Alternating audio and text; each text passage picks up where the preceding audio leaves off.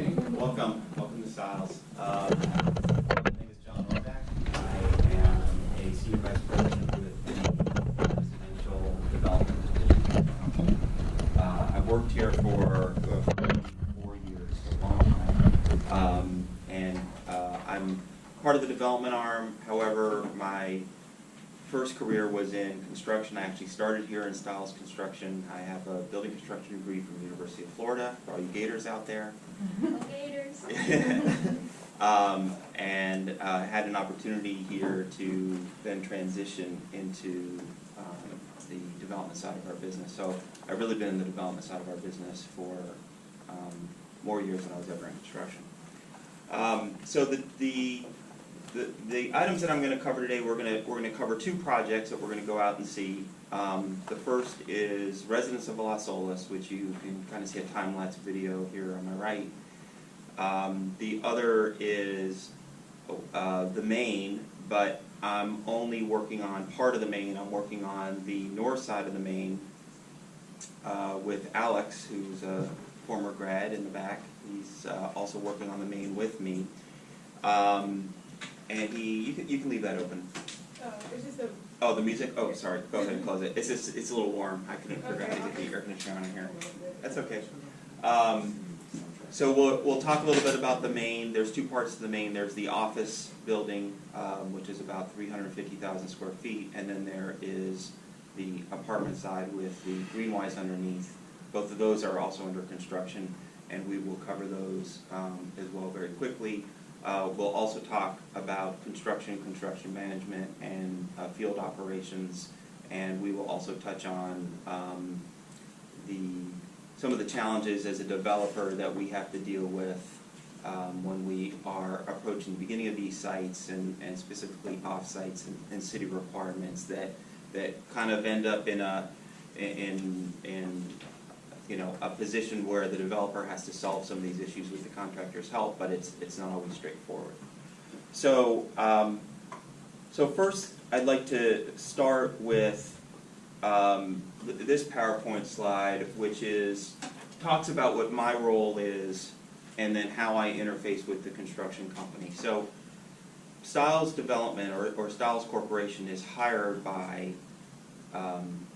Shorenstein and Styles as the LLC that's formed to produce, in this case, the main across the street. So our partner Shorenstein and Styles enter into an LLC specifically to construct the project. They hire Styles Development, and there's an actual written agreement. That written agreement tells me what I can and cannot do, and then with that authority, Alex and I go out. We hire architecture groups, consultants, engineers, testing labs, all these different folks. There's also a lender in place, and together, along with our construction manager, we all then funnel all that information into the construction company, and the construction company then builds the building for us. So, does anybody know here who is responsible for production in the field for the construction company? Anybody have a guess on who that might be? Who's the person? What role would be, if like you're building a car, who's responsible for building that car in the field? Anybody? Project manager? Yeah. Anybody else? No, it's not General contractor. General contractors who you hire. So that's over. They're the ones that deploy the team. So anybody? Superintendent. Very good. So superintendent is the person in the field, you'll meet them today, who are in production. The project management team gets the materials to the field.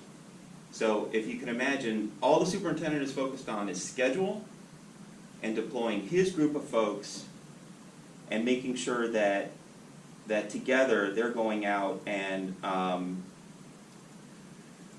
me just open this up. They're going out and producing in the field. So the top of the construction company, or the person with the highest authority, so my counterpart essentially is Randy Zira. Randy Zira and I both appear on the construction contract. We're both the principals for the construction contract. Randy can approve, and I essentially approve all costs for the project. So if Rollo is what is it? $114 million construction project. Between Randy and I, Randy starts the process, but certainly I'm the one that has to actually approve every single bill associated with that $114 million. Actually, in our company, the way our company's set up, since I represent the partnership more than really anybody else here in our company, I actually have to sign off on every single bill for the entire project. Alex usually signs off to make sure it's correct first, and then he passes it along to me, and I continue the process. So the way that the construction company, there's a lot of roles over here, up here, and I ask that if you have any questions, I can certainly explain it. But there's so once the project is and the plans are developed, it goes into pre-construction. Pre-construction produces a price and a contract. We agree to that contract. These are all the folks here on the left-hand side, starting with Doug Wallace, who's one of the directors in pre-con. He has all these team members. They split the building up. They price the building. And then from that, it goes to the site operations team. The site operations team, the superintendent and the project manager or senior project manager, they're essentially equals. Their job together to go out and build that thing. And then they employ a number of different superintendents who are doing all different, they split the building up, they're doing all different pieces and parts.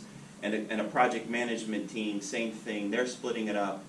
One guy's handling doors, one person's doing, electric and all the mechanical systems, another person's doing, the shell and structural systems. So they have, they split that out amongst themselves, and they work together to get the building built. So that's how we interact with the construction company. We have a contract with the construction company. I can't tell you how many times I'm wondering if we chose a different light fixture or a different window system or a different door system, and Alex and I are going through this 100-page plus document trying to figure out what is it that's in our base contract, if we owe them extra dollars or not. So that agreement and relationship that we have with them, even though they're in-house, even though I've worked with Randy Zera for 20 years plus, we still go through the process just like we would with a third-party general contractor. So that's the way we organize ourselves. We're actually sitting on the construction floor here in our building. The rest of this floor is the construction company. Any questions about any parts of that? Again, please stop me if you do. I should go back and talk a little bit about styles as a whole. I think that some of you certainly know of our company and know of our company's reputation. Our company has been in business for over 60 years. We provide everything you would need in real estate and construction and management. So our tagline is invest, build, manage. And essentially we do all of those things. We work with clients who either are an established company who want to find office space, who want to build a suit building, or investors who want to invest in real estate here in South Florida. And we work together to then put the projects together. We have architecture in-house that we use on occasion. On these two projects, we're using outside architects.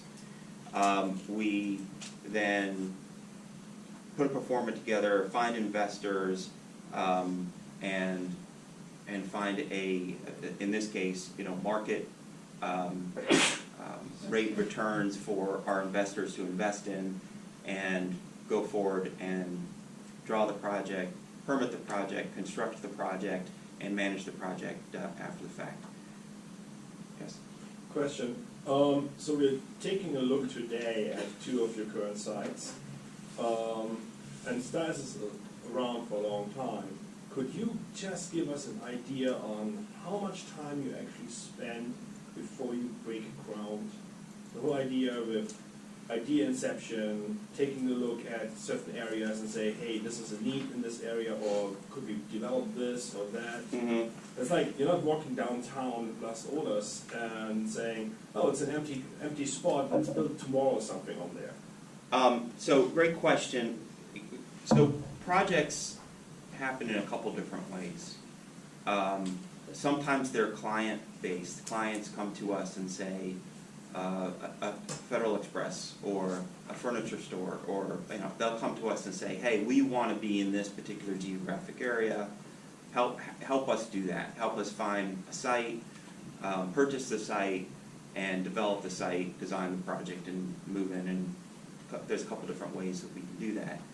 In the downtown, we do it strategically, where we say the market as a whole can support more apartment units, or is ready for another office building. The south side of the main project, which is 350,000 square feet of office, there hasn't been an office building built since we built one, which was the AutoNation building. It must be 20 years at this point, 15 years. So there again, felt like, okay, we could get another Las Olas site. Office building was going to make sense. We went out to the market for a certain number of pre-lease, and then that kind of started the process going forward. If we move over to the main, let's see here. What percentage of office pre-lease do you guys was before the construction started for the main? How much did you have pre-lease? I believe that our goal with our partner, so we set up certain parameters with our partner and then with our lender, and I believe it was 30%. Alex, do you know?